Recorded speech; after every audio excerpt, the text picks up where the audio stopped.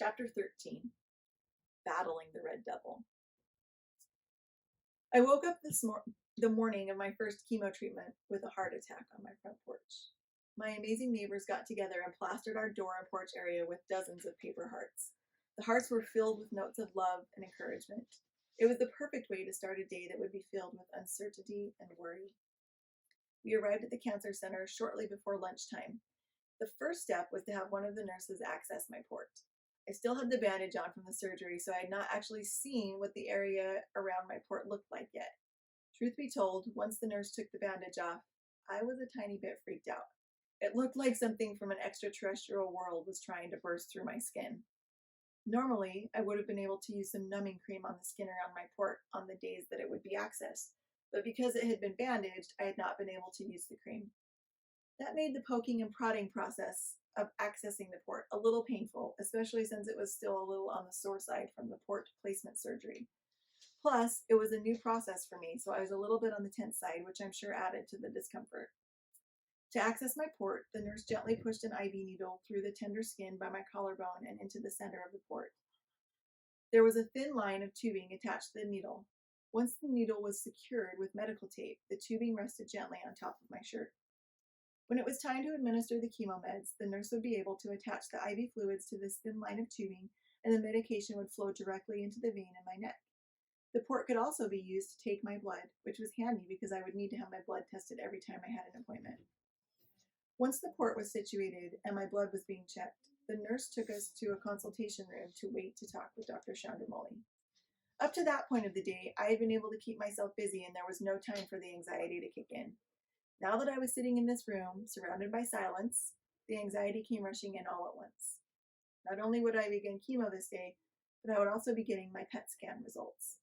It was the moment I had been waiting for since I first hearing the words, "You have cancer." I would now be able to know for sure if the cancer made its way to other parts of my body, and that left me short of breath and lightheaded. Like a fish caught in a whirlpool, the thoughts in my head swirled around and around. Had the cancer already started destroying other organs in my body? Did we catch it in time? Was the PET scan able to see all of the tumors invading my body? The tension in the air was palpable, and the suspense was almost more than I could stand. "Good news," Dr. C said as he came into the room. "The PET scan report looks good. No cancer anywhere else. Now the PET scan can only pick up cancer that is over 5..." Okay, let me start that sentence over again. Now, the PET scan can only pick up cancer that is over 5 millimeters in size. So there could be some little floater cells out there, but the chemo will most likely kill all of those. I had to keep from sliding off my chair and onto my knees. The sense of relief was overwhelming. That was very good news indeed. Now I really felt like I could hit this head on, guns a-blazing. After Dr. C gave us a few more words of instruction, he sent Mark and I to the chemo staging area. Those are just fancy words for another waiting room because cancer equals waiting. Once my nurse was ready for me, she led me back to a room filled with recliner chairs. Sounds comfy, right? Sure, if by comfy you mean sitting in a recliner and being filled to the brim with a few different poisons. I chose the first open chair that I came to and settled in for the next part of this nightmare. My nurse was truly delightful, which I was grateful for. She took the time to explain everything that she was going to do and made sure that Mark and I understood the process. She was extremely positive and upbeat, and she made sure that I was feeling as comfortable as possible. She got my port line hooked up to the IV bag and started me on some pre-meds, which consisted of some anti-nausea medication and steroids. The anti-nausea meds would hopefully get a jump start on controlling that aspect of chemo side effects, while the steroids would help prevent an allergic reaction to the chemo. Once everything was flowing, it was time to sit back and relax, or try and relax. It wasn't exactly the most relaxing position to be in. As I looked at the patients around me, I could see that they were all in various stages of treatment. Some already had no hair. Others showed promise of new hair with a head full of fuzz. Some had a bin close by just in case they needed to vomit mid-treatment. Most of them were much older than me. There was a gentleman who looked like he was probably close to my age, but for the most part, I was the baby of the bunch. Tell me again how I got here? Wasn't I supposed to be enjoying my life as a young mother, running her kids to and fro, baking cookies, volunteering at the school, and doing all of the things other young moms do? Yes, that is what I should have been doing. Instead, I was in a cancer treatment center, sitting in a slightly comfortable recliner with medications running through my veins. I felt a little lightheaded as my brain tried to sort through all that was happening to me. Amid my small panic attack, I received a text.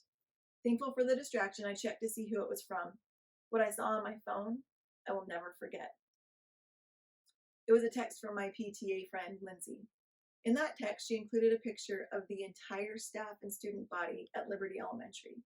Almost everyone was wearing something pink. The tears rolled down my cheeks. I could not believe that so many people cared so much about me. It was an incredible opportunity for me to have that kind of demonstration of love. I felt and still feel very fortunate to have experienced it. Armed now with a huge surge of love and support, I was able to pull myself out of the panic attack and just enjoy the time that I was able to spend with Merck. It was our first chemo date. Of course, we were not alone in the room, and it was not the kind of date that I preferred, but a date is a date, even if that date includes killing cancer. Once the pre-meds were done, it was time to bring in the big guns, the red devil. We were not kidding about the red color. That chemo was the brightest red I'd ever seen, like neon cherry Kool-Aid. The adriamycin chemo could not be administered through a regular IV bag. Instead, my nurse would have to push it through a syringe, 2 of them in fact. As she was getting everything ready, she handed me a cup of ice.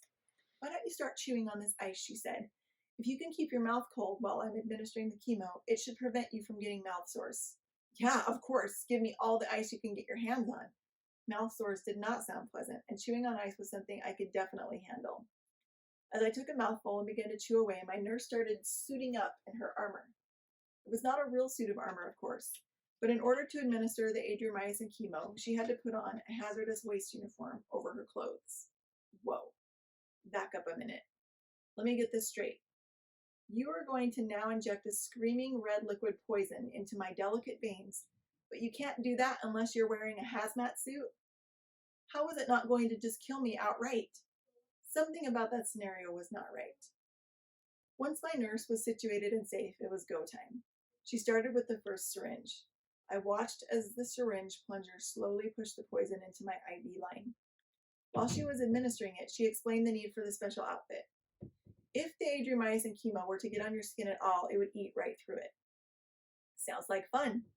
I guess it had to be tough to kill cancer, but eating through your skin? Yikes. Then she went over some safety protocol that I would need to do at home. One of the first side effects I would notice would be red urine. I would need to make sure that I flush the toilet immediately after using it and not get any of the urine on the toilet seat. Okay, no pressure. It's only red pee that can eat your flesh. That's not a problem, is it? Man, things just kept getting better and better. After both syringes were empty and the red devil was coursing through my veins, it was time to administer chemo med number 2, Cytoxan. That one could be administered through an IV bag, so it wasn't as scary.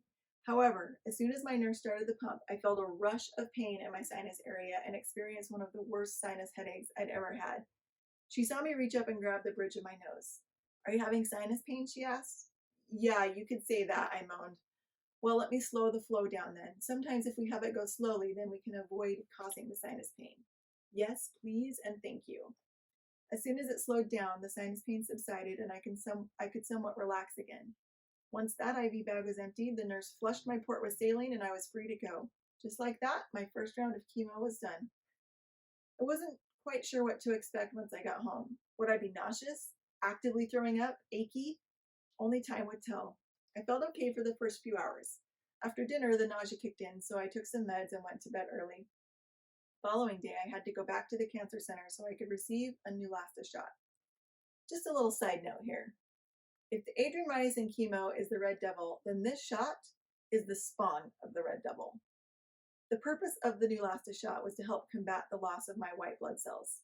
Chemotherapy would not only kill the cancer, but it would also kill my healthy cells as well. By having the Neulasta shot, the hope was that my white blood count would not dip too low. The shot hurt a bit, but I was not prepared for how it would make me feel later that night. My body ached like I had the flu. I felt feverish and cold at the same time. Add that to the nausea from the chemo, and it equaled one unpleasant night. Again, I downed some meds and was off to bed early. Thank goodness for Mark and my mom. They got the kids fed, bathed, and put to bed that night. Well, at least I think that's what happened. In my chemo medicated induced fog, I really was not sure what was going on beyond the discomfort I was experiencing.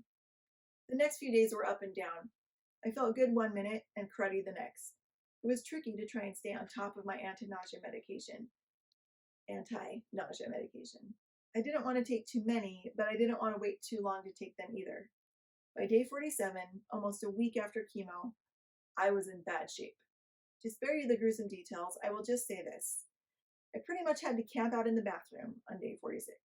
As a result, my body was sore and worn out. I could not get in a comfortable position. I had to cancel preschool for the day because I could not get out of bed. It was a horrible time for me.